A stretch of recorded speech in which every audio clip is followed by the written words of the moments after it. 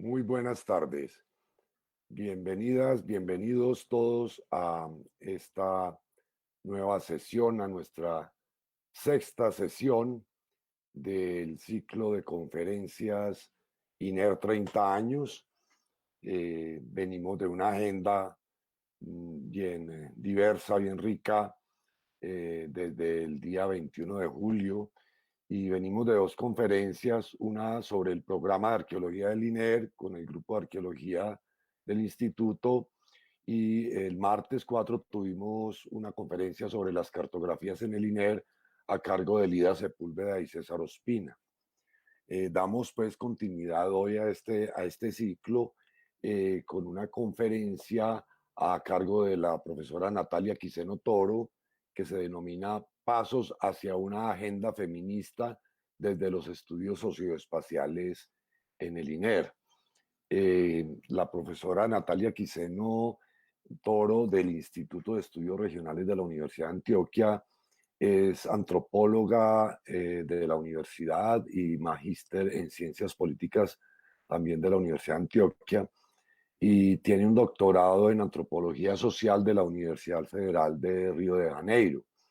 La profesora Natalia tiene una trayectoria de varios años de investigación sobre el conflicto armado en Colombia, sobre migración forzada, sobre las memorias del conflicto, todo ello desde una perspectiva etnográfica. También viene trabajando con comunidades negras en procesos en el atrato medio y sobre prácticas de reparación, de resistencia y reconstrucción de la vida en territorios afectados por la guerra.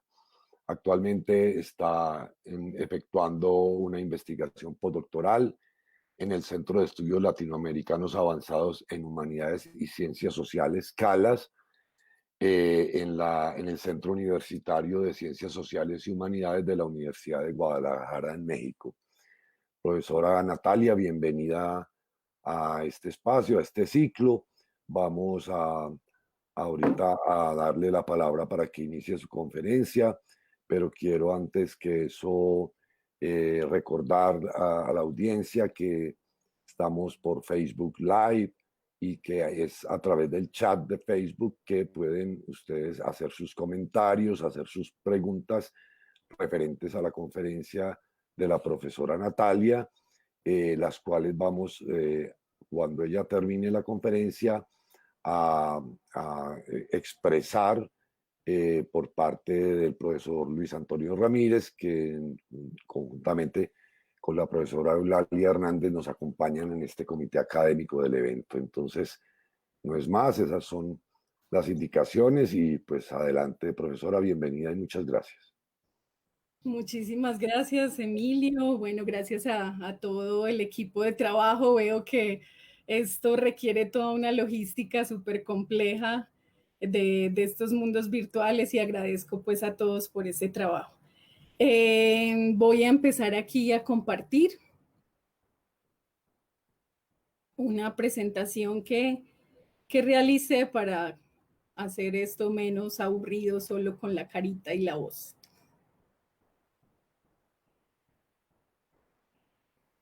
A ver, aquí ya se ve en modo presentación, ¿se ve bien? Sí, cómo no, adelante. Inicio entonces como situando un poco desde donde hablo y agradeciendo la posibilidad de participar en este ciclo de conferencias del INER. Ha sido un ejercicio súper interesante escuchar a los compañeros, a las compañeras, volver a esa memoria del instituto, tal vez empezar a saldar una deuda de reconstruir esas trayectorias intelectuales, esas genealogías de enfoques, de ideas, de trabajo arduo de estos 30 años. Se suponía que esta charla de hoy no iba a estar presente en el seminario que iba a ser presencial, porque como lo dijo Emilio, yo no iba a estar aquí, pero bueno, estos giros que da el mundo aquí nos tienen a todos conectados y surgió la posibilidad de hacer esta conversación. Entonces, bueno, quiero contar que lo que encontré es que es un campo súper interesante, rico, denso, lleno de tensiones y que amerita un ejercicio mucho más juicioso. Esto es un primer acercamiento, no es el resultado de una investigación, es tal vez, sí, como unos primeros pasos para pensarlo. Cuando empecé como a escribirlo y a organizarlo, lo primero que escribí fue como, bueno, yo no soy una experta en esto, y tengo que recurrir a la memoria de las pioneras, de estos enfoques y estas apuestas en el INER, de los pioneros. Hice algunas conversaciones, agradezco a todas esas personas que me compartieron sus perspectivas y hicimos también una conversación con algunas investigadoras y estudiantes de la cohorte anterior sobre este tema que me sirvieron un montón para situarlo. Al final, mi conclusión es que finalmente no es que quiera ser una experta, tal vez no hay que ser expertos, y hablo aquí también más desde el deseo. Hablo desde el feminismo como el deseo y una apuesta por reconocer como esa potencialidad epistemológica y política de los feminismos. Aquí traigo para situar un fragmento de un texto muy interesante de Mara Viveros sobre antropología y feminismo, donde ella nos llama la atención sobre eso, sobre cómo los feminismos son plurales, pero también cómo los feminismos tienen sobre todo una apuesta transformadora, una apuesta de crítica a los valores y a las estructuras de autoridad y legitimidad que se reproducen tanto también en nuestros espacios académicos. Entonces es un poco desde ahí, desde donde hablo hoy. Aquí les voy a compartir un poco la ruta de qué es lo que vamos a hablar, qué es lo que ese primer acercamiento que logro hacer. Esta trayectoria, una de las cosas que como que me llevó a pensar es que no podemos hablar de una trayectoria de 30 años en el INER sin poner en relación investigación, docencia y extensión, porque siento que además hablar desde una postura feminista nos obliga a no pensar la investigación como una cosa separada, academicista, que está desligada de las vidas y de los mundos que habitamos, ¿cierto? Y eso atraviesa obviamente nuestro ejercicio docente, nuestra tarea de formación y mucho más si es desde universidades públicas. Entonces aquí pues trato de hacer un ejercicio de poner, como de acercar, dar unos primeros pasitos en esos tres campos. Antes de iniciar como el primer campo, que es el de las trayectorias en investigación, quisiera traer aquí como un reconocimiento a esas raíces, a esas pioneras que tal vez fueron las que dejaron esas primeras puntadas de lo que hoy podemos hacer en el INER. Y me gustaría agradecer aquí y traer a la memoria a la profesora, investigadora, feminista Luz María Londoño, que desde finales de los 90 impulsó estos temas, estas perspectivas, estas apuestas políticas al interior del INER, y su trabajo la llevó a consolidar un grupo de investigación al interior del instituto que se llamó Género, Subjetividad y Sociedad. Ese fue un grupo que ella conformó con otras profesoras de la facultad, Sara Janet Fernández, Ángela María Jaramillo, Patricia Ramírez, y muchas personas se formaron ahí, llegaron, profes como Mónica Londoño o la profe Alejandra Restrepo, que son las personas que hoy mantienen vivo este grupo, ya no desde el Instituto de Estudios Regionales, que sería toda una historia que tendríamos que revisar y que conversar en otro espacio, pero sí desde muchos otros espacios universitarios como la facultad y como la sede de Oriente. De hecho, en este momento, a esta misma hora, se está llevando a cabo el ciclo de conversatorios que hace el Grupo Género, Subjetividad y Sociedad, donde el invitado hoy era el profe Guillermo Correa.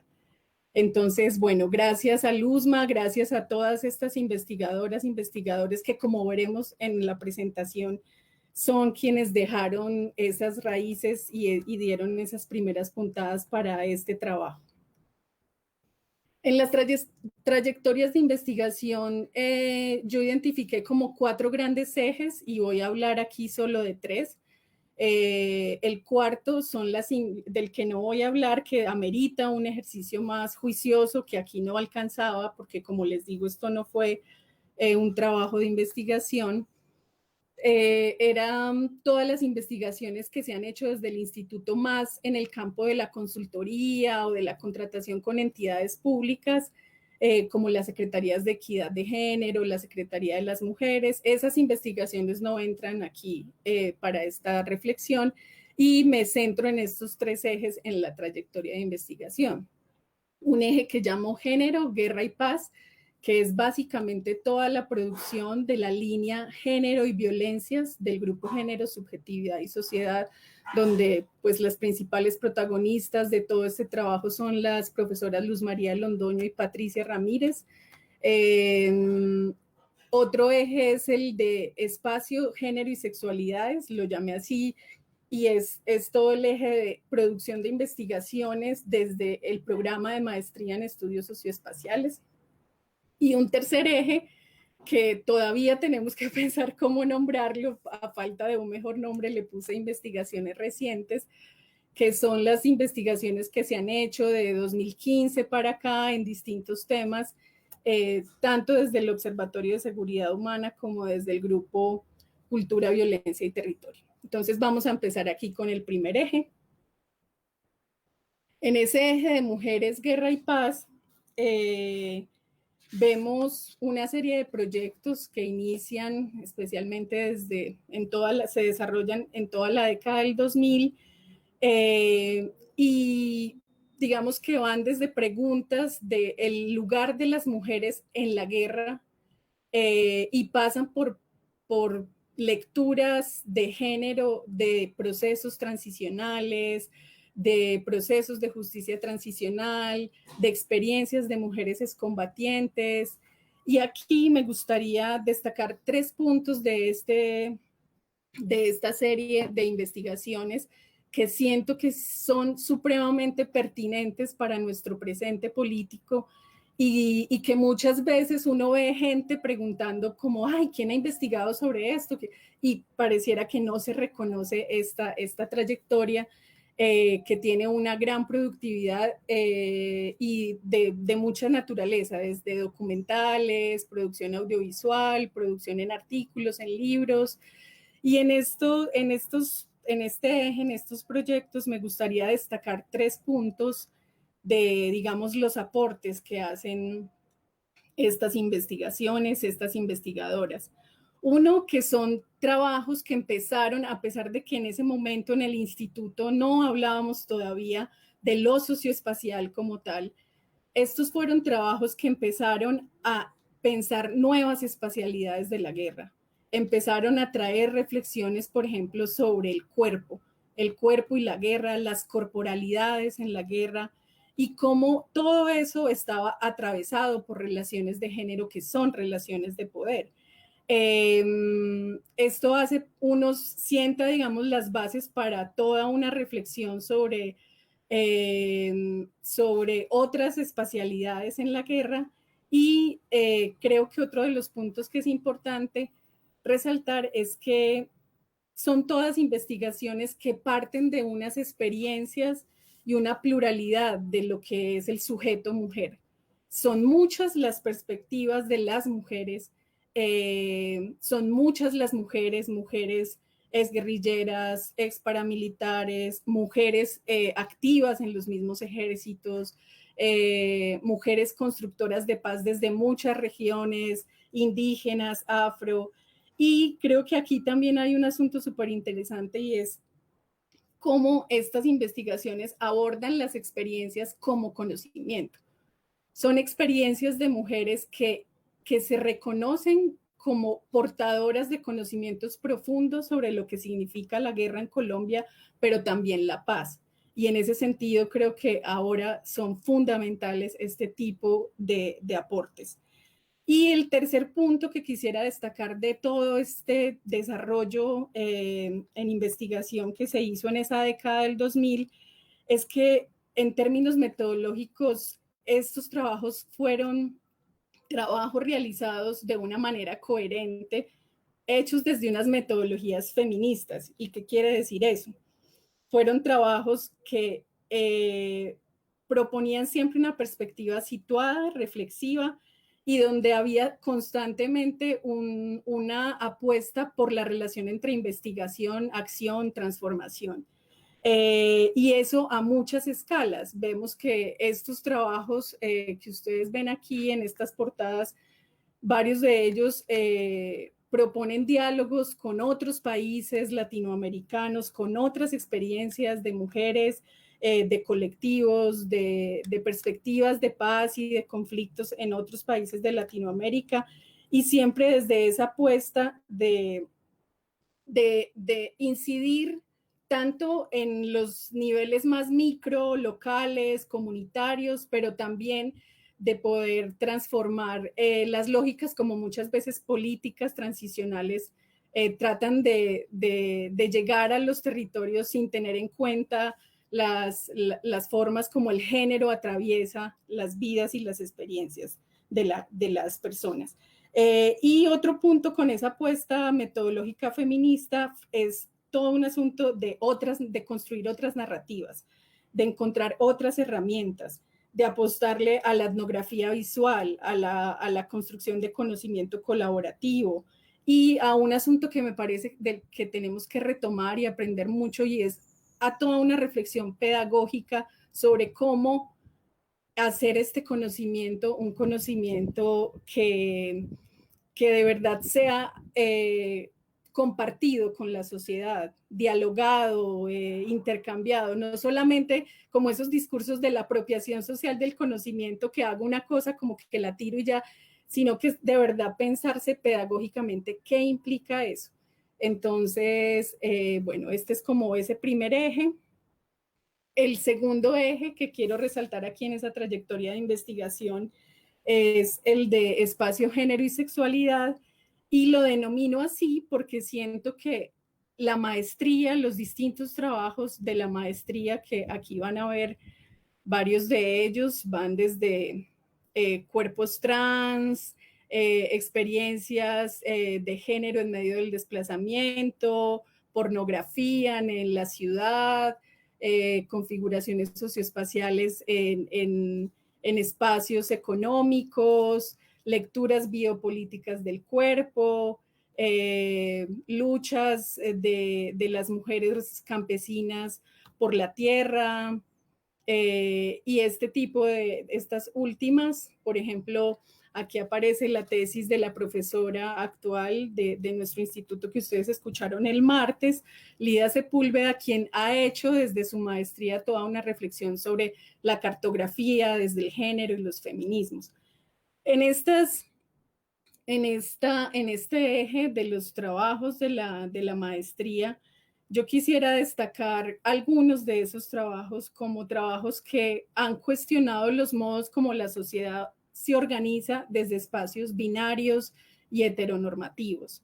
Y por ejemplo, el trabajo de Obi, el trabajo de Elkin, son trabajos que han permitido también como entender la creación de espacios y de cuerpos que subvierten esos órdenes binarios y heteronormativos. Nos han ayudado a pensar las subjetividades trans, las prácticas sexuales desde otros lugares y sus conexiones con los espacios, las materialidades, los cuerpos, y trabajos como el de Ana María Henao sobre violencia sexual, desde otras metodologías, pensarlo desde las memorias epistolares, por ejemplo, desde apostarle a hacer una exposición pública donde se pudiera hablar de estos temas, o trabajos que se están haciendo en este momento como el de Zaira Gudelo sobre experiencias de población disidente sexualmente o con órdenes sexuales alternativos en el mundo de la ruralidad. Creo que hacen aportes súper interesantes a todos estos debates.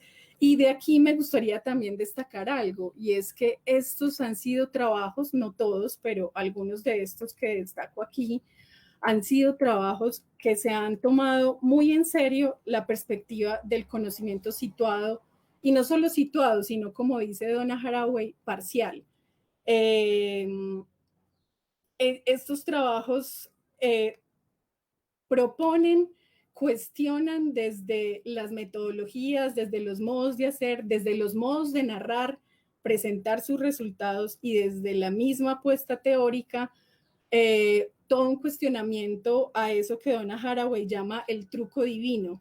El narrar, el pensar, el producir conocimiento desde ningún lugar, desde ese lugar que creemos verlo todo, donde podemos pontificar sobre el mundo, pero nadie nos ve. Y creo que estos trabajos se toman muy en serio esta perspectiva situada, y la llevan como hasta consecuencias muy productivas en términos de la producción de conocimiento. En el de las investigaciones recientes, encontramos varios temas, varios esfuerzos. Aquí voy a resaltar algunos de ellos, no me voy a detener, voy a ahondar en algunos de estos proyectos, y básicamente, como les dije al inicio, son trabajos que se han hecho o desde el Observatorio de Seguridad Humana o desde el Grupo Cultura, Violencia y Territorio, que han ahondado en temas como las trayectorias políticas de mujeres afro, de mujeres rurales, dispositivos, materialidades, artefactos de la memoria, estrategias de reparación y recomposición de mundos afectados por la guerra, propuestas comunitarias para crear espacios seguros. Y bueno, en algunos de estos he tenido como la posibilidad de participar y de impulsar.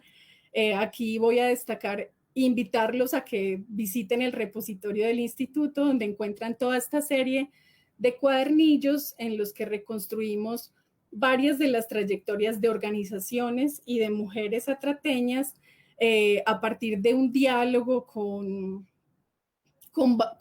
varias investigadoras, Andrea García desde la Universidad Javeriana, con el mismo trabajo de Ana María Henao desde la maestría, Camila Salamandra desde la Facultad de Derecho, Adriana Villamizar, Isabel González, que no sé por qué no la puse aquí, la puse en tantos lados que aquí se me olvidó, pero en realidad esta construcción de este proyecto y llegar a tener estos cuadernillos que reconstruyen esas trayectorias nos ha alegrado mucho, porque ha sido una apuesta que nace desde el trabajo con las mujeres cantadoras de Bojayá, donde, digamos, muy en la línea de lo que plantea la feminista negra Patricia Hill Collins, se trata también de entender otros lenguajes, otras narrativas, otros conocimientos de mujeres que no necesariamente se identifican como feministas o se autorreconocen como feministas, pero que han hecho grandes aportes a las reivindicaciones de ellas mismas, de sus pueblos y de las mujeres en Latinoamérica, las luchas por la tierra, por la vida, por los derechos humanos, por ejemplo, en la cuenca del Atrato y en todo el Pacífico. Y muchas veces esto no está reconocido, esto no lo encontramos, de esto poco se habla. Es más fácil encontrar narrativas donde se lea a esas mujeres negras como carentes, como mujeres empobrecidas y victimizadas, y no sobre esa potencia política de todo el trabajo que llevan haciendo por muchas décadas en sus territorios. Aquí quiero resaltar también el trabajo que además está reseñado en un balance reciente que hizo la profesora Astrid Ulloa sobre geografías feministas en Colombia, y que publicó en una prestigiosa revista, que es el trabajo de Juliana Toro y María Ochoa sobre violencias de género y ciudad, cartografías feministas del temor y el miedo. Este fue un trabajo que nace de la tesis de pregrado de la antropóloga Juliana Toro, y que empieza a poner en el centro los debates de espacio, género, ciudad, violencias.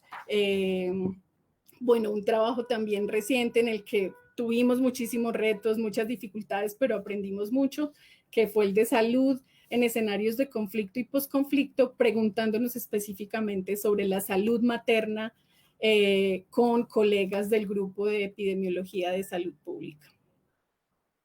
Esta es una investigación en la que hemos aprendido un montón, que ya se está terminando, duró 2 años. Se llama Remendar lo Nuevo, practicando reconciliaciones a través del quehacer textil, y es liderada por la Escuela de Estudios de Género de la Universidad Nacional.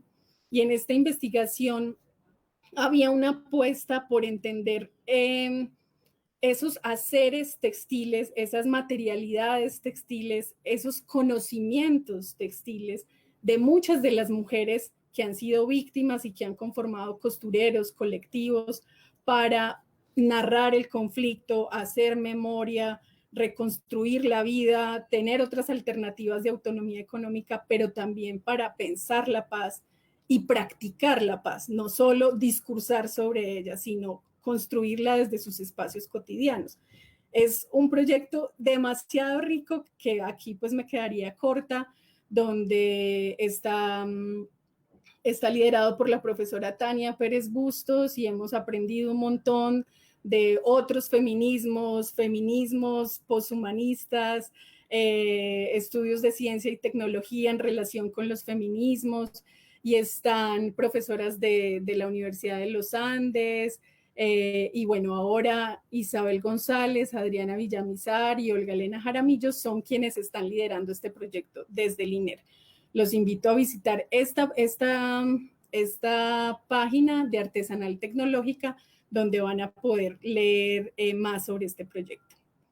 Las investigaciones desde el Observatorio de Seguridad Humana, como les decía, se preguntan por procesos comunitarios, de creación de espacios seguros, pero también por políticas y programas de las alcaldías, de los gobiernos locales, por atender, digamos, esas lógicas de la seguridad e inseguridad. Hay un libro reciente que también tiene algo en común con otras investigaciones de estas trayectorias, que es la puesta en diálogo con otros países, otras experiencias latinoamericanas. Este es un libro publicado con Claxo y lo pueden descargar. Recientemente fue subido a la página, se llama Vínculos, Espacios Seguros para Mujeres y Jóvenes en América Latina y el Caribe.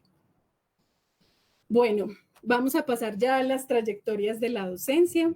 Creo que este es el punto contradictoriamente más cojo, teniendo toda una trayectoria tan interesante en investigación, teniendo todo ese legado que nos dejaron las maestras e investigadoras del grupo Género, Subjetividad y Sociedad.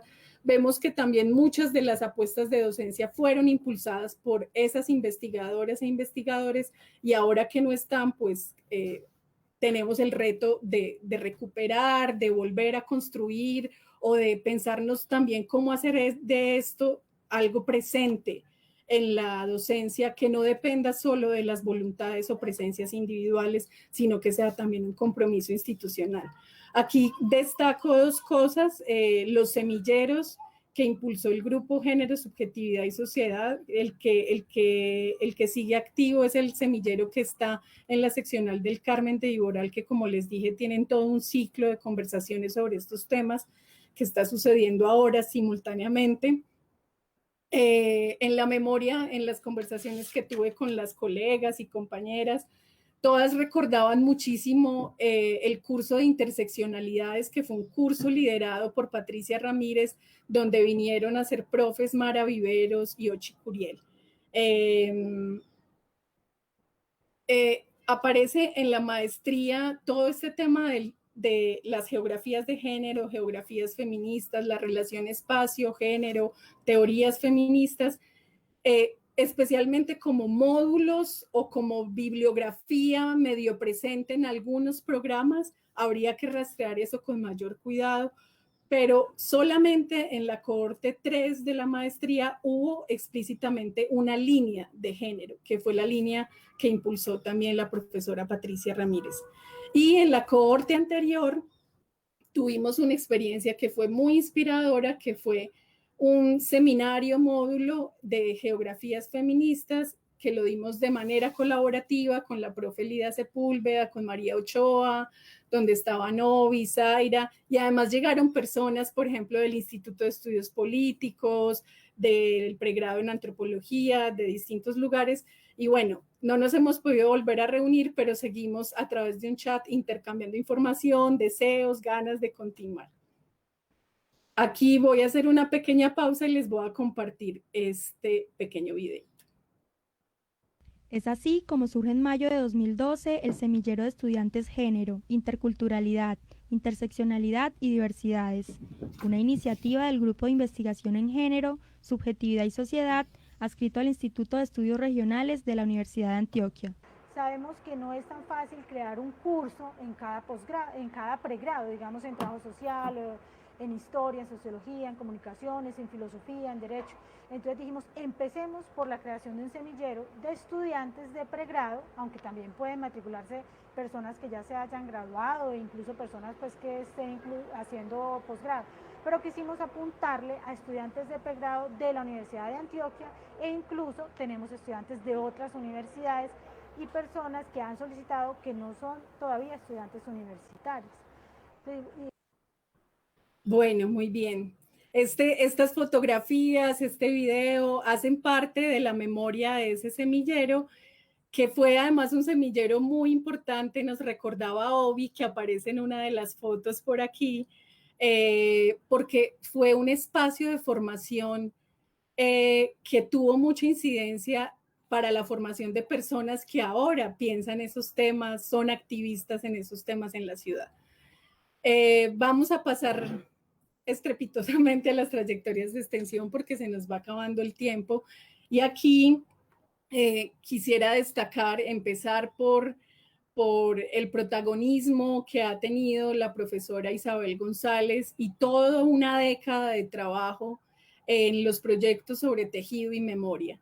El trabajo impulsado por Isabel ha sido un trabajo también que podemos entender desde las metodologías feministas, donde hay una alianza constante y un compromiso entre esa investigación, extensión y acción. Hay toda una serie también de proyectos donde se piensa el activismo textil, se hace activismo textil.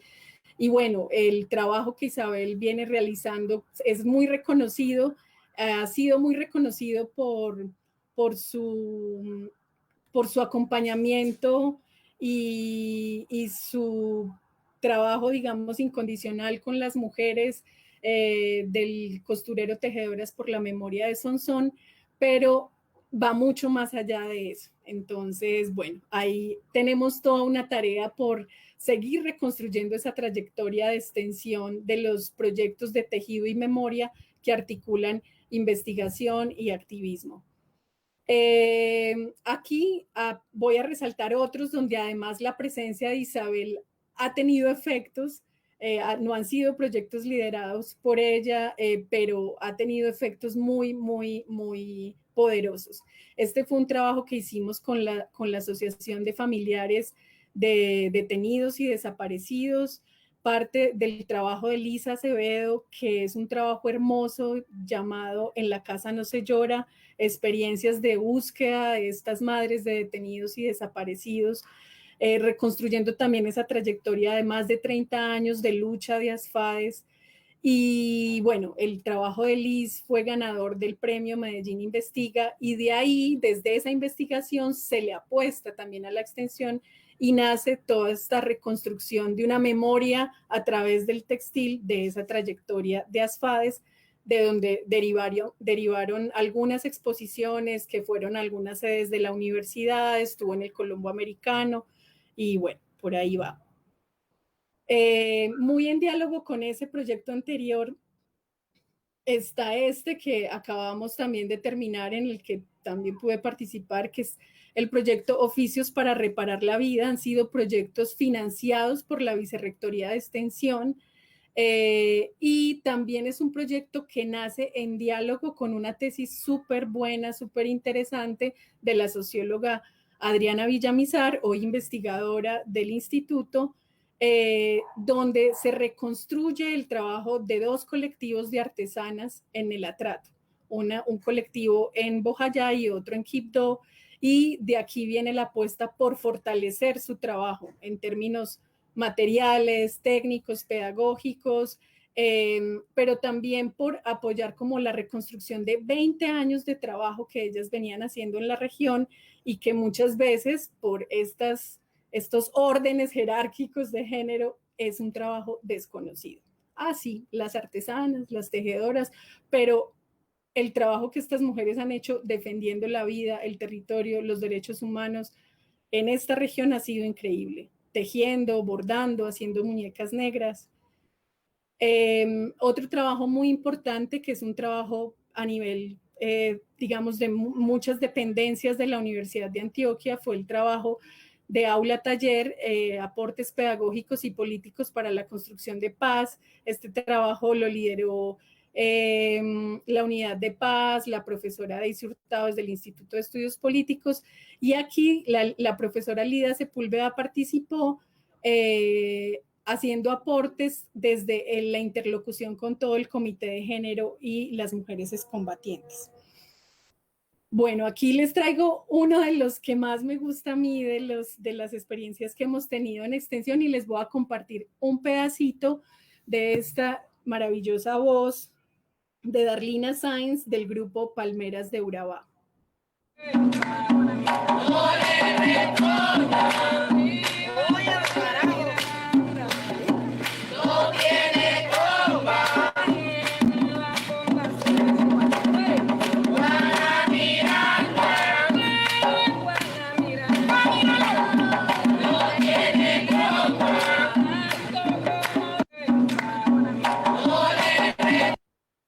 Bueno, tendremos tiempo de escucharlos con más calma. Ustedes pueden buscar en la página de la Universidad de Antioquia o en Google Encuentro de Memorias Cantadas y Tejidas, Diálogos entre Antioquia y Chocó desde Urabá. Fue un encuentro maravilloso que, como dijo la lideresa de la Red de Mujeres Afrocolombianas, Tomasa Medrano, cuando se encuentra el alabao y el bullerengue, cuando se encuentran los niños y los adultos, siempre habrá frutos. Y este fue un encuentro súper poderoso para pensar la sentencia del río Atrato y para pensar los encuentros entre el mar y el río en ese gran delta del Atrato. Algunos de las otras experiencias de extensión están pues también atravesadas por la cátedra Hernán Henao, que valga también la pena decir que es otra de esas raíces, porque Hernán Henao fue un pionero en un momento en el que no se hablaba mucho de estos temas. Él hizo reflexiones sobre las masculinidades, sobre el lugar del padre en la familia, creó un concepto, el concepto de paternar, y pensó también estos temas. Estos son algunos de los afiches de nuestras cátedras. Un diplomado que no se pudo hacer, que está diseñado, que tuvo muchísimo interés, pero bueno, como esas ambigüedades también de nuestra universidad pública, la gente no tenía el recurso para pagarlo. Muchos de los activistas de los colectivos trans, de los colectivos que querían, digamos, ser el público de este diplomado de masculinidades, performance, drag king, no se pudo realizar, pero ahí está. Y quisiera cerrar esta trayectoria de extensión con un pequeño detalle sobre la última cátedra que se hizo en este tema, o desde estas perspectivas, que fue la cátedra con Pascal Molinier, que fue una cátedra impulsada en diálogo desde el Departamento de Antropología, la Facultad de Ciencias Sociales y Humanas y el Instituto de Estudios Políticos y nosotros.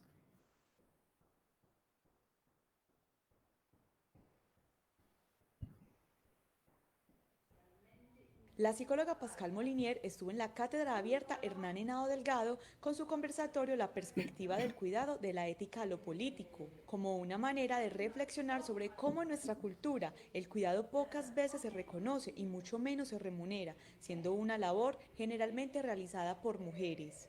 no solamente el cuidado está vinculado con las mujeres, pero está visto como no trabajo, es amor, es, no sé, disponibilidad femenina, pero no se piensa no se piensa como un trabajo. Entonces, también pensarlo como un trabajo que necesita competencia, que necesita esfuerzos, y no solamente amor y sacrificio a veces. Eso es político también. Y si es un trabajo, quién lo hace?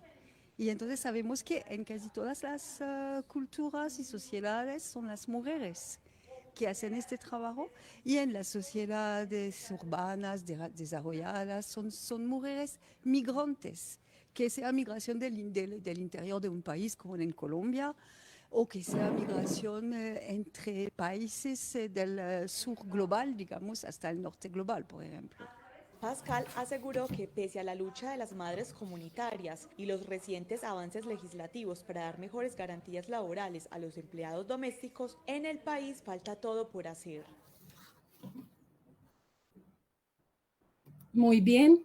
En este fue, además de la presencia de Pascal, tuvimos toda una conversación sobre el cuidado de los territorios en manos de las mujeres, donde estuvieron el grupo Fuerza de Mujeres Guayú, mujeres del suroeste, del COA, de Támesis, y fue un espacio súper interesante.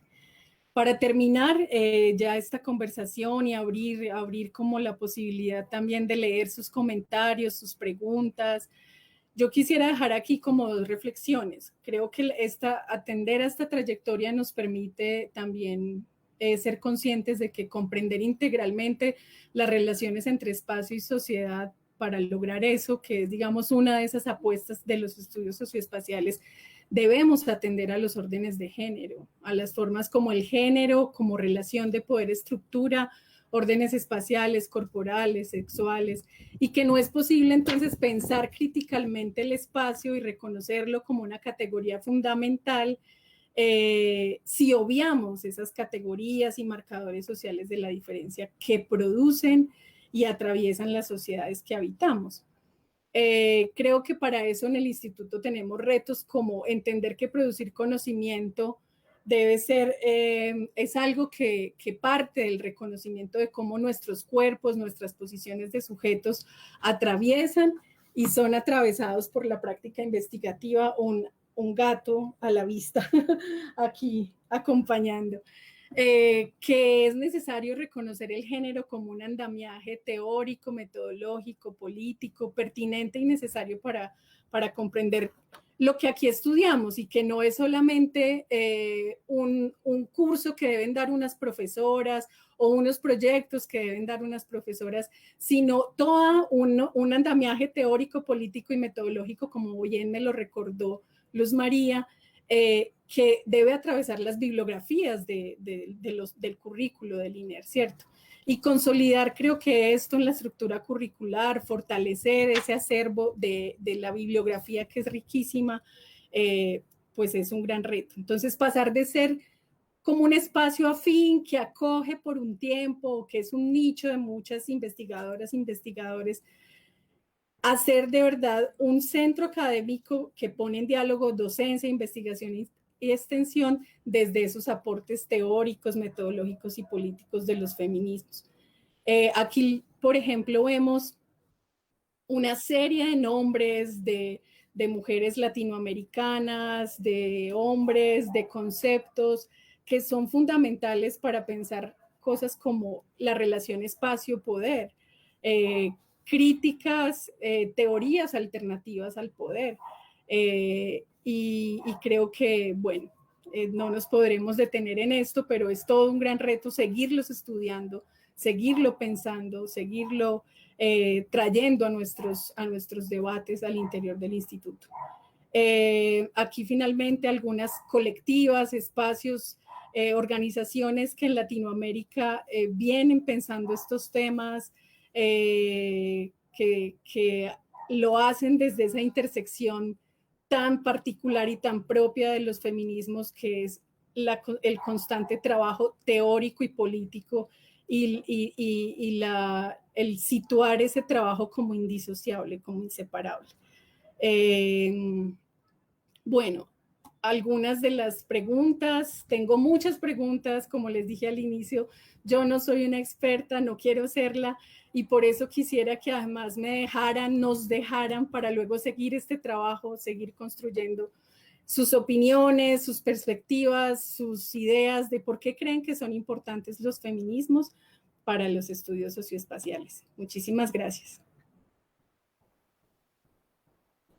Bueno, muchas gracias, profesora Natalia Quiseno, por su exposición. Yo creo que otorga mayor visibilidad a un tema que indudablemente atraviesa la historicidad del Instituto de Estudios Regionales y de la Universidad de Antioquia, y que seguramente hay que incorporar de una manera mucho más rotunda dentro de los ejercicios que estamos efectuando a propósito de este ciclo de conferencias. Le agradezco mucho y bueno, vamos a dar paso pues a las preguntas, comentarios de la audiencia, y para el efecto el profesor Luis Antonio Ramírez va a estar entonces a cargo de compilar esas preguntas y de formulárselas a la profesora Natalia. Adelante, Luis Antonio, bien pueda. Gracias, Emilio, y muchas gracias a Natalia por su presentación, que, como bien lo anotó desde el principio, también la hace desde el deseo. Justamente Ovi, en uno de sus comentarios, pregunta si es posible politizar ese deseo de todos estos estudios sobre el género en el INER. También te saluda mucha gente, hoy hemos tenido una asistencia masiva a este evento. Te saluda, por ejemplo, Rosa Marina Vargas, y te pide que, si es posible, que le compartas la presentación. Joana Guzmán habla de lo bello que es que hables de unas mujeres con potencia política y estética. Lisa Sáenz, a quien enviamos también nuestro saludo, habla de qué importantes son todas estas trayectorias, todos estos caminos entrecruzados entre el hacer, el pensar y el sentir. Yo hasta el momento no he detectado preguntas directas desde el chat, pero quisiera iniciar pues estas conversaciones y estas invitaciones que nos haces tú a que, no sé si tanto teóricamente, pero sí desde esas mismas trayectorias que nos has reseñado hoy, puedes hacer como un clic sobre eso que se conoce como interseccionalidad, ¿no es cierto? Que hasta Mara Viveros, que lo menciona, pese a que se le adjudica pues el origen de este término, aquí Kimberly Williams lo ha tratado. Cómo poder rastrear dentro de esas trayectorias, y en particular las que tú has tenido, de esa interseccionalidad que es tan importante también a la hora de pensar el género.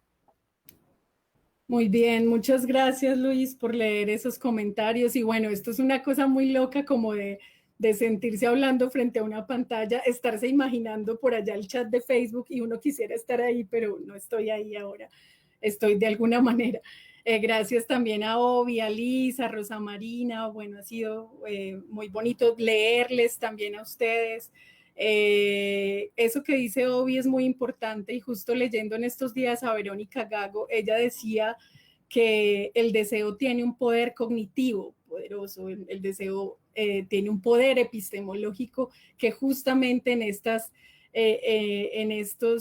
jerarquías de la razón, del conocimiento, en este mundo androcéntrico, si se quiere, de la producción de conocimiento, se ha querido separar lo afectivo, la emoción, el deseo de lo que implica. Y recuerdo mucho hoy con esa pregunta a una profesora de la Facultad de Educación, que es parte de esas profes que lo reciben a uno cuando uno llega nuevo a la universidad, y que son unos cursos que de verdad son muy potentes, que es la profe Marina Quintero, y ella en alguna de las sesiones nos decía: si no hay deseo de saber, no hay conocimiento. Y es en ese encuentro también del deseo, yo creo que donde podemos hacer unas articulaciones profundas entre docencia e investigación. Y con lo que dice Luis, bueno, es un tema que no logramos aquí profundizar, que tiene una larga trayectoria y que normalmente es una trayectoria que se le asigna a los feminismos negros estadounidenses, pero ha sido justamente sin desconocer lo que significaron los feminismos negros estadounidenses para la construcción de la categoría de interseccionalidad. También esa geopolítica de la categoría ha ocultado otras trayectorias que son las trayectorias latinoamericanas, donde Lelia González, por ejemplo, que la conocí gracias a Mara Viveros y la leí con ella en la especialización de estudios afro de Claxo, ya venían diciendo, llamando la atención. Lelia González, Luisa Bairros, otras intelectuales negras de América Latina venían también construyendo como toda una noción donde la apuesta es entender los modos como se superponen. No se trata de sumar opresiones, sino entender cómo de manera situada, tanto histórica como geográficamente, en unos cuerpos particulares, se justaponen, se superponen distintas opresiones de clase, de raza, de género, de sexualidad, de generación, ¿cierto? Entonces, un poco por ahí va la categoría de interseccionalidad. Sofía Zaragozín, una geógrafa latinoamericana súper interesante que creo que tenemos que leer más en el instituto, vuelve el gato, ha pensado la relación entre interseccionalidad y espacio, que creo que es un concepto que tiene mucha potencialidad para los estudios socioespaciales y que tenemos que leer para tratar de encontrar esa potencialidad. Vale, gracias Natalia. Mira, a propósito pues de la interseccionalidad nos escribe Luisa Fernanda Pineda, que es estudiante de la actual cohorte de la maestría en estudios socioespaciales. ¿Cómo podríamos pensar la materialización de la interseccionalidad en el diseño de programas o políticas públicas? ¿Cómo puede materializarse entonces esa interseccionalidad en un proyecto también como los que pueden hacer en la maestría del INER sin desbordarse en la construcción del objeto de estudio? Yo quiero aunar a esa pregunta porque está relacionada a la que hace también otra estudiante de la maestría en estudios socioespaciales, Isabel Pérez Alves, que pregunta si hay una posibilidad de que en el INER todos o la gran parte de los trabajos tengan alguna perspectiva de género, así sea que ese trabajo no se centre en eso, ¿no es cierto? Entonces, por un lado, esa interseccionalidad en relación con programas o políticas públicas, por el otro lado, con los proyectos o trabajos que se hacen en el INER y la posibilidad de que los diferentes trabajos, pregunta Isabel, si no en todos, en la mayoría, se tenga esa perspectiva de género, aunque no sea pues como el eje central. ¿Qué tienes que contarnos respecto a estos comentarios, preguntas? Yo creo que esa pregunta es muy interesante sobre como la operatividad de un concepto como la interseccionalidad. Y yo ahí quisiera llamar la atención de que porque también muchas veces lo que pasa con las políticas públicas es que quisieran encontrar como fórmulas mágicas para replicar algo a muchos lugares. Y yo creo que justamente la alerta de este tipo de conceptos lo vemos, por ejemplo, la profe Mara escribió un artículo sobre las genealogías del concepto de género, donde ella nos muestra muy bien cómo en un momento específico de la historia esta categoría fue capturada, como chupada también por las lógicas, los modelos de desarrollo, el desarrollo a escala humana, el desarrollo en los territorios, y empiezan a conjugarse como lenguajes como entonces los proyectos de mujeres y emprendedoras, economía, innovación, que yo creo que hay que también ir como despacio, ¿cierto? Porque antes de pensar llevar estos conceptos a las políticas públicas, creo que hay que primero estudiarlos juiciosamente, comprenderlos y situarlos nuevamente a las problemáticas y fenómenos que estamos estudiando, cualquiera que ese sea. Lo que aquí estamos discutiendo también es cómo esos conceptos, esas teorías tienen un gran potencial para entender las problemáticas socioespaciales.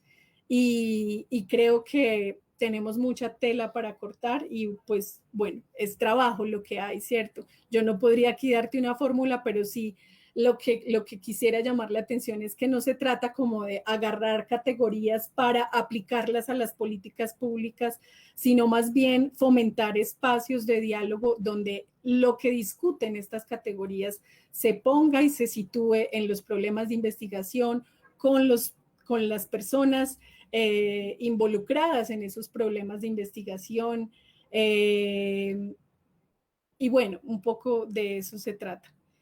Y la otra, pues justamente de eso es como un poco mi llamado aquí. No estoy diciendo que esto sea un enfoque, una teoría que es como la Biblia que todo el mundo tiene que visitar, pero sí estoy diciendo que hay, así como hay múltiples teorías, por ejemplo, del poder, y encontramos en una maestría las posibilidades de acercarnos a muchas de ellas, estas deberían ser también las teorías que nos permitan entender otros modos de acercarse a temas como poder, cuerpo, espacialidad, desigualdad, acumulación, violencia, ¿cierto? Entonces, como que desde el mismo momento en que entendemos la potencialidad política de las teorías feministas, los movimientos, que también el feminismo en su movimiento de activismo, militancia y acción política produce conocimiento, ahí podremos tal vez reconocer la potencia epistemológica de eso para traerlo a los problemas que queremos comprender. Vale, muchas gracias. En este momento no veo aún reseñadas más preguntas en el chat. Natalia, no recuerdo si dentro de los trabajos que reseñaste hiciste mención al de Mateo Valderrama, que también pues trabajó en poblaciones rurales en el oriente antioqueño, retornadas, más bien que volvieron a sus lugares donde fueron desplazadas forzosamente. Él hace hincapié en la categoría de cuidado, el cuidado con la tierra, del cuidado como también trabajo que se tiene dentro de las labores del hogar, etcétera. Sé que tú últimamente también estás aludiendo o queriendo hacer un desplazamiento entre eso que en ciertos activismos denominamos como defensa del territorio, hablar de cuidado del territorio, que está muy presente en ese trabajo pues al que te aludo de Mateo Valderrama y que me parece muy importante, digamos, tratar de ir despejando como de eso que se concibe como un rol femenino, el cuidado como un simple rol femenino, al cuidado como una categoría política amplia. Uh-huh.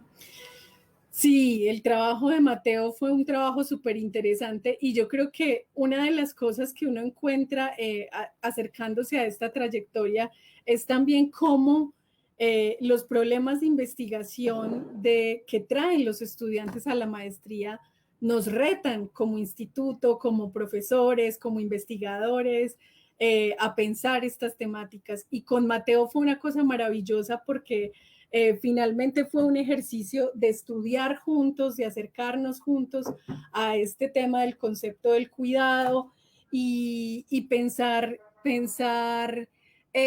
como tú bien lo dices, Luis, como otras dimensiones del cuidado que obvio están atravesadas por el género, pero que no son naturalmente asignadas a las mujeres, que justamente eso es lo que hay que subvertir y pensar, por ejemplo, experiencias campesinas como las que analiza Mateo, donde el trabajo comunitario, figuras como las mingas, el convite, empiezan a construir otra ética del cuidado, otra política del cuidado, es súper importante.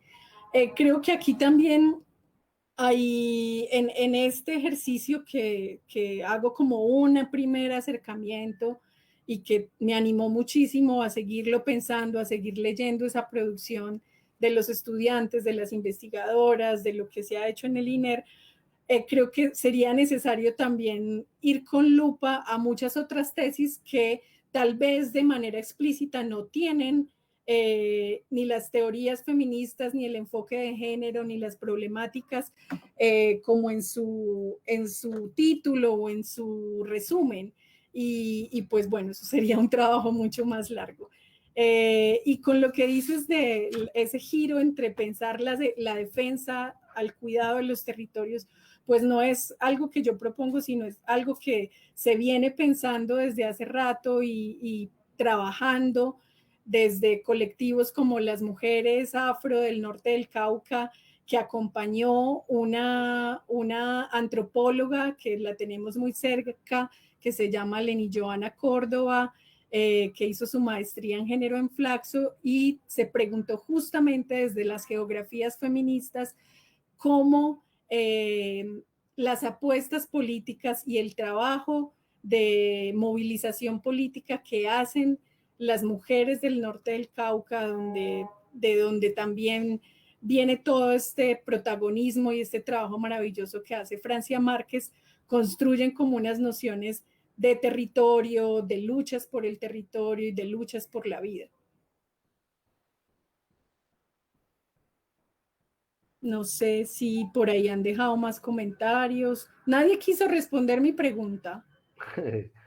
Hasta el momento parece ser que no se han animado a responderla. Hay un comentario de nuestro compañero Marc Jiménez que se refiere pues a esa relación que hiciste tan explícita entre género y políticas públicas, donde él dice que finalmente la institucionalidad fagocita los movimientos e iniciativas populares, ¿no es cierto? Y pienso en el comentario que hizo anteriormente también Joana Guzmán sobre las mujeres y pues el feminismo también con su potencia política y estética. Obviamente nunca vamos a poder negar esa posibilidad de cooptación que hay del poder desde los movimientos, pero ¿qué posibilidades hay de que justamente esas características políticas, estéticas, que vienen desde las apuestas de los feminismos y desde diferentes movimientos de género, no sean simplemente instrumentalizadas como políticas públicas y conserven gérmenes de fuerzas sociales, de pragmáticas que sí son muy particulares y que no necesariamente tienen que pasar por el sello institucional para otorgar o para conseguir una validez tanto epistemológica como política? Yo creo, Luis, que eso que dices ahí, pues pone, pues no, es una cosa muy difícil de pensar, pero una de las cosas que se me ocurre y que creo que tenemos que seguir como trabajando es justamente transformar nuestras mismas instituciones. O sea, tenemos que reconocer que habitamos el espacio académico, la universidad como espacio de conocimiento es muy valiosa, muy importante, pero que hereda unas estructuras que son racistas, que son machistas, y cómo podemos cuestionar eso, ¿cierto? Porque también si no cuestionamos las lógicas como producimos conocimiento y purificamos esos conocimientos y queremos exportarlos a las instituciones públicas para que luego se devuelvan a los territorios y se apliquen, pues es como una circulación muy perversa, ¿cierto? Y yo creo que ahí también hay un gran reto para comprender la extensión de otra manera, porque la extensión casi siempre la entendemos como el conocimiento que se produce en el no lugar, en ese lugar del truco divino, a lo Donna Haraway, para llevarlo a los territorios, que sí son territorios, ¿cierto? Y yo creo que si invertimos la lógica, algo bueno tendría que pasar. Si permitimos que conocimientos de mucha naturaleza, que cuestionan de muchos modos estas lógicas jerárquicas del conocimiento, estas lógicas racionalistas del conocimiento, estas lógicas desde el lugar divino del conocimiento, pues podremos producir otro tipo de enseñanza, otro tipo de pedagogías, otro tipo de conocimientos que entre más en un diálogo con las instituciones que deben crear programas, intervenir, políticas y con las mismas personas con las que aprendemos. Pues para mí siempre es difícil desligarme de eso, como de las personas, las ecologías, los mundos con los que aprendemos, porque finalmente eso es la etnografía. Y bueno, y soy una enamorada de la etnografía. Muy bien. Mira, ahora sí ha llegado pues otras preguntas. Aquí hay una de Sandra Gómez. Hola Sandra, te saludamos desde aquí, desde la primavera. Agradece pues a ti por el espacio y al INER, y respecto pues al asunto del cuidado, quiere volver sobre este asunto del cuidado, pregunta si la categoría de propiedad también está siendo cuestionada desde las geografías feministas, teniendo en cuenta la centralidad de la propiedad en procesos como los de restitución de tierra, retornos, entre tantos otros que están activos con ocasión de la construcción de paz. No sé, Nati, si tú recuerdas justamente, a propósito de esto que pregunta Sandra, el trabajo que hizo Natalia Posada al interior de la maestría, que no sé si también lo reseñaste, ¿no? Entonces, creo que desde ahí hay posiblemente una respuesta para Sandra. Sí, San. Hola, San. Qué bueno que nos estás acompañando. Yo creo que desde las geografías feministas hay muchos trabajos súper interesantes que vienen cuestionando la mercantilización de la vida y de los cuerpos.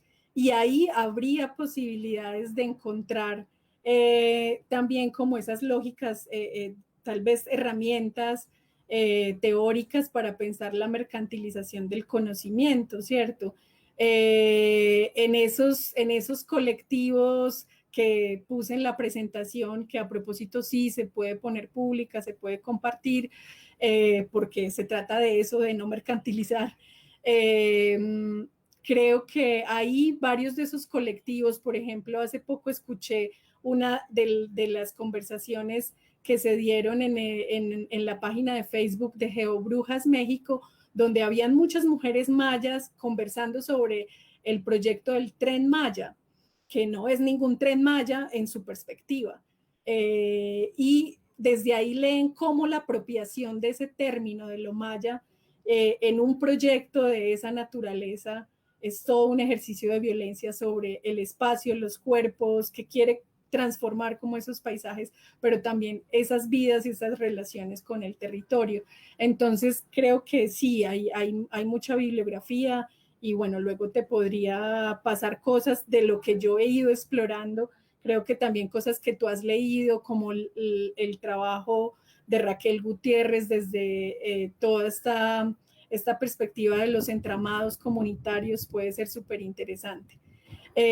Y el trabajo de Natalia creo que es muy interesante porque pone en diálogo también la construcción de ese sujeto jurídico y problematiza eso desde las reflexiones feministas de género y socioespaciales. Pero bueno, seguramente Sandra ya conoce el trabajo de Natalia Posada. Vale, y aquí hay una persona que sí se animó a dar pistas para dar algún tipo de respuesta a tu pregunta, y es Gloria Zuluaga, que dice, con relación a tu pregunta, que esa consigna que tienen muchos grupos de mujeres pueden dar pista. El primer territorio que habitamos las mujeres es el cuerpo, ¿cierto? ¿Qué hay de esa espacialización del cuerpo desde el género para llevar luchas políticas? Y quiero, antes de que nos respondas a eso, un comentario que llega también de Luisa Fernanda Pineda, que ya había preguntado antes. Habla sobre la importancia de que también desde las mujeres, el feminismo, y creo que desde diferentes identidades o procesos identitarios de género, se lleguen a acopar o a ocupar espacios de poder y de toma de decisiones, así sean los espacios institucionales. Es decir, entre estos dos comentarios, digamos que resurge nuevamente la pregunta por la importancia de del género en el ámbito político, ¿no es cierto? Como no solo y como primer lugar el cuerpo, sino también la importancia que tiene el ocupar, el estar en espacios de decisión y de incidencia política, con una posición muy clara y reivindicatoria desde el género. Sí, yo creo que gracias, Gloria, por ayudarnos aquí a pensar, que yo creo que de eso se trata. Es muy importante esa pista que nos das. Hay una cosa que hace poco también me empezó a resonar un montón, y es también las apuestas de los feminismos comunitarios en América Latina, y lo que esta mujer feminista, Lorena Cabnal, llama feminismos comunitarios territoriales, donde ella cuestiona un poco eso de el cuerpo, el primer territorio, ¿cierto? Y piensa más bien como ellas, como mujeres mayas, empezaron a pensar esas cosas desligadas, no como en una relación jerárquica de qué está primero y qué está después, sino más bien en una perspectiva relacional. Entonces hablan de cuerpo, tierra, territorio. Y digamos que esas reflexiones surgían de cómo las luchas territoriales indígenas, que es algo también que ha trabajado muchísimo la profesora Astrid Ulloa, y acuña este concepto de los feminismos territoriales, que es también súper interesante. Cómo las luchas territoriales de los pueblos indígenas, afro, campesinos, de las luchas populares en general, no pueden ser sin los cuerpos, y cómo también habían ahí contradicciones internas. Cómo podíamos estar defendiendo el territorio de un proyecto extractivista cuando al interior de las comunidades se reproducían otras lógicas de violencia sobre los cuerpos de las mujeres, por ejemplo. Entonces de ahí viene como esa reflexión que creo que se conecta con eso que tú dices, pero me pareció muy bonito porque ellas lo complejizan desde una perspectiva relacional de lo que es el cuerpo, lo que es la tierra. Y hace poco también leí un texto de Sofía Zaragozín que es impresionante, donde se hace la pregunta. En realidad no es un artículo, es un diálogo de ella con otra profesora, que ahora no recuerdo el nombre, donde se hacen la pregunta, ¿tiene género la tierra? Porque un poco empiezan a cuestionar eso, hasta dónde hablar de la madre tierra es volver a unos discursos esencialistas que pueden ser también problemáticos. Y bueno, los invito, por ejemplo, en academia.com están todos los trabajos de ella en PDF, y hay como una riqueza que es un poco el mensaje que quiero dejar hoy. Bueno, ya hay otros comentarios respecto a la pregunta. Creo que hay un comentario que va muy en el sentido anterior, de Estefanía Luna Escalante, que respecto a esa pregunta a la que tú invitas, Natalia, los feminismos tanto académicos como empíricos son significativos para los estudios y el pensamiento socioespacial si se quiere avanzar en el reconocimiento de los derechos desde la realidad primera de experiencia, que es la del cuerpo, ¿cierto? Se insiste en esa realidad primera. Es un comentario, pues. Marc Jiménez, nuestro compañero, pues dice respecto a esta pregunta que hablaba de la política y de ocupar los espacios de incidencia de una manera muy anárquica, dice, y nos invita, si en vez de ocupar esos espacios de poder, ¿por qué no pensar en destruirlos? ¿Por qué no destruir esos espacios de poder? Es el comentario que nos hace Marc. Y hay una pregunta ya así muy específica de Camila Aguilar Duque, que dice si se ha pensado desde los estudios socioespaciales en otros colectivos, grupos, poblaciones, como niños, niñas, adolescentes, personas en condición de discapacidad. Me encanta esa pregunta de Camila, porque pensé tanto en la tesis de Camila haciendo este ejercicio, y como las pocas apuestas que uno ve, o no sé si puede ser que son las que en mi incapacidad no veo, pero pero sí, lo poco que uno encuentra sobre la niñez y el espacio, ¿cierto?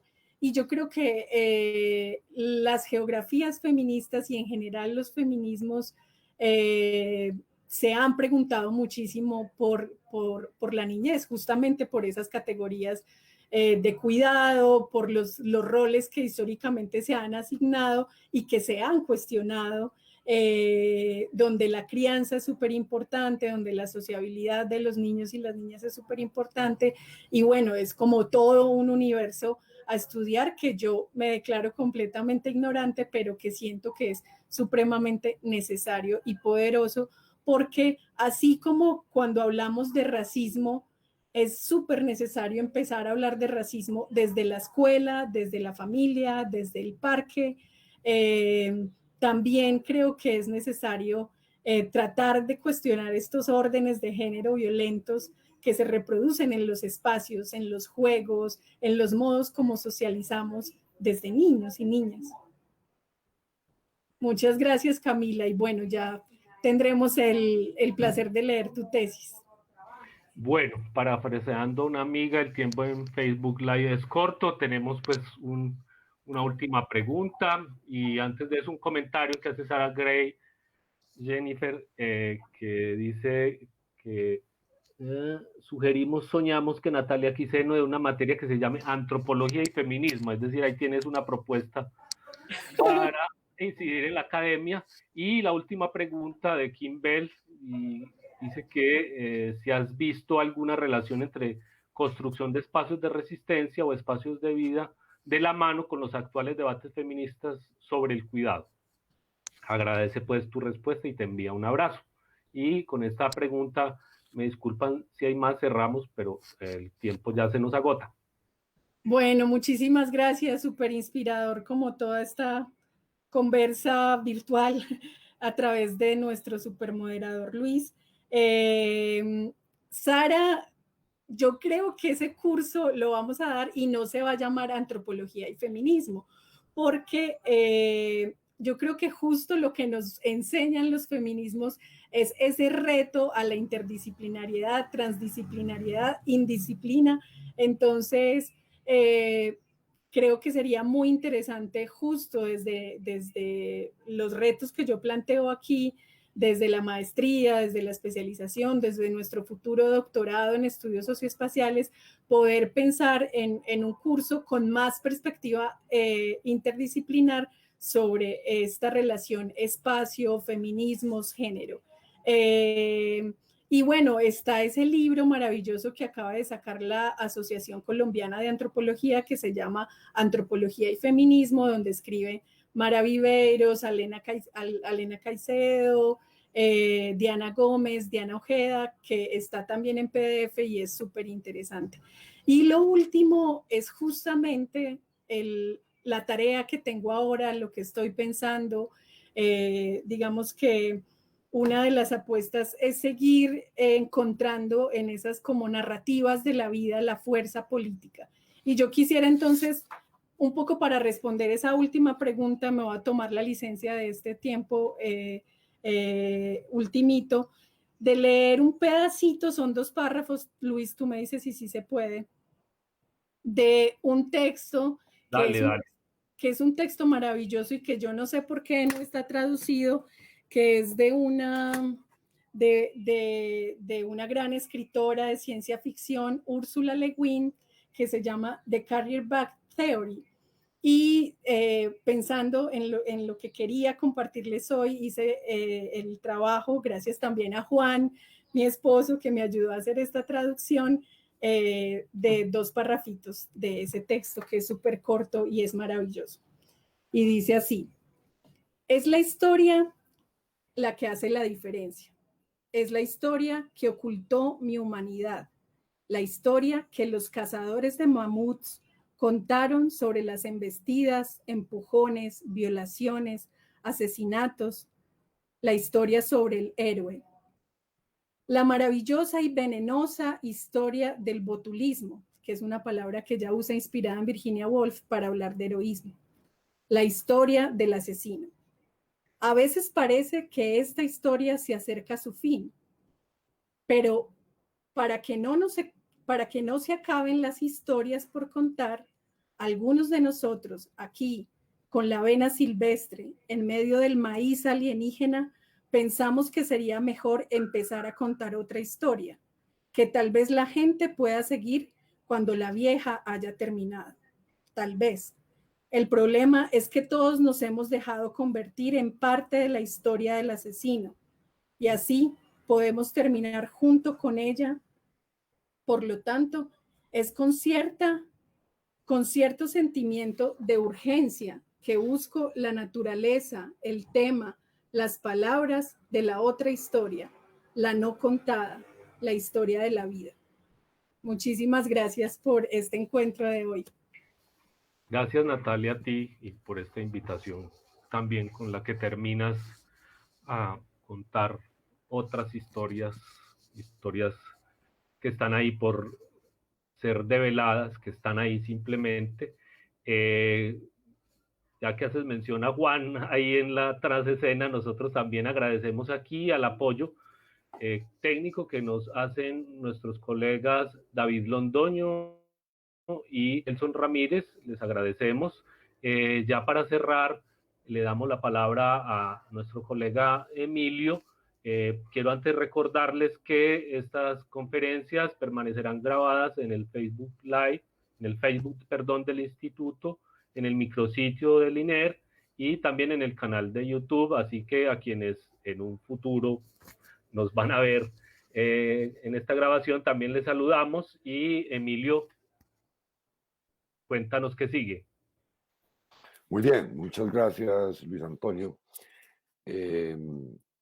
Invitarlos para la semana que sigue a nuestras siguientes dos conferencias.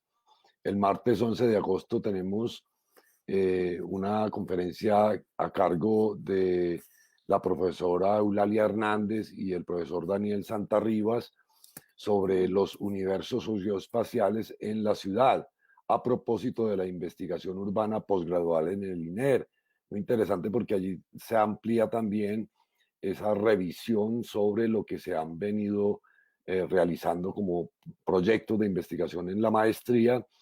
Y el jueves 13 de agosto tenemos la conferencia a cargo del profesor Andrés García Sánchez sobre movilización social y disputas territoriales, experiencias y retos desde el INER. Dos grandes temas, dos temas muy interesantes, así como el de hoy.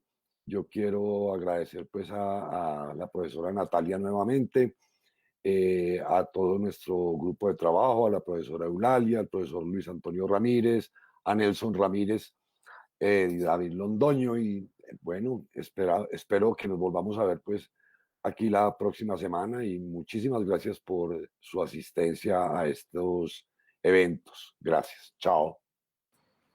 Chao, gracias a todos.